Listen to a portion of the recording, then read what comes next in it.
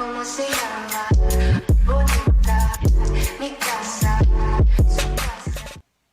What is up, guys? So today we're gonna be talking about Jahlil Okafor, possible trades for him. Talk about the 32nd pick, what we can do for that, and then we're gonna talk about Biyombo for just a couple seconds. Alright, guys. So a couple days ago, there was an article talking about how the Sixers wanted to trade Jahlil Okafor. Now, essentially, we would have to give up our second pick to do that. And I don't think I would want to do that. I don't know if Kupchak exactly said this, but he loved Jahlil Okafor, and that's facts. But everyone also did too. And for some reason, he fell on the job and we passed him. Now, my feelings is I wouldn't do the trade because I feel like we could get somebody in free agency, a decent center. Rather than giving up a second pick and then getting Jahlil Okafor, we can get a decent center, someone better than Hibbert. I'm not getting started on that. And then we can keep our second pick and probably get Brandon Ingram or Ben Simmons, either one. A guy who's almost 6'10", who could be a future star. And we needed a small forward for a guy that can shoot that we desperately need. I mean, don't have a lot of scorers out there. I think he'd be a better fit in our system right now, as what Walton wants to run. And I feel like he would be a perfect fit because of his shooting range. Now for Ben Simmons, I don't know if he maybe more of a ceiling, but shooting is below. Now a guy that we can get over the summer, or maybe possibly get, is Biyombo, who had a good run in the playoffs. But he says he thinks he can command about 17 million, around that, 15 to 20 million a year. And I don't think he's worth that for a guy who's an energy guy, can get you rebounds, obviously 26 rebounds.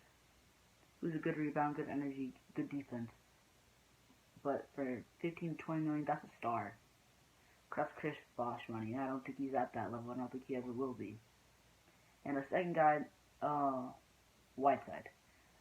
Obviously wants the same amount of money, taller, and I think I might do that one. But it's a lot of money for a guy that's averaging maybe like 14 points. I don't know if I want to do that. If I did do the trade for Jahlil Okafor, going back on that topic, what would you give up? What would you have to give up? Second pick.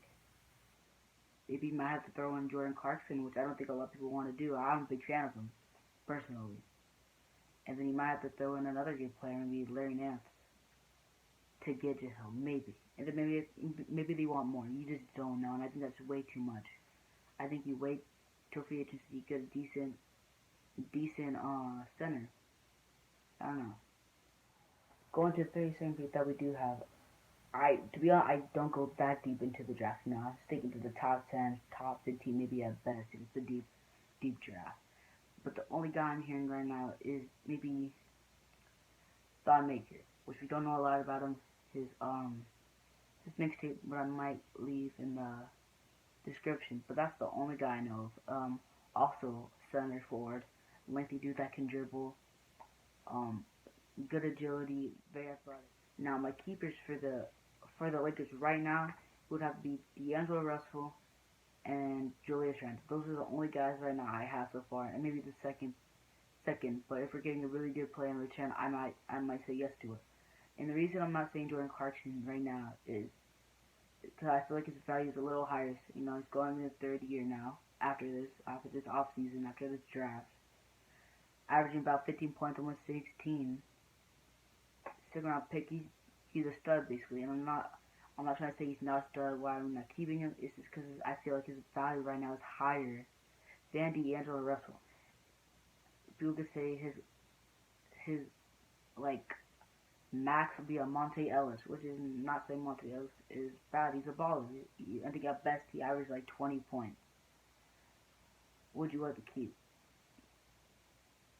8-time All-Star D'Angelo Russell or Monte Ellis and Jordan Clarkson? And I might be wrong. He might even be better than D'Angelo Russell, but as of right now, it looks like D'Angelo Russell's max or ceiling is higher than Jordan Clarkson.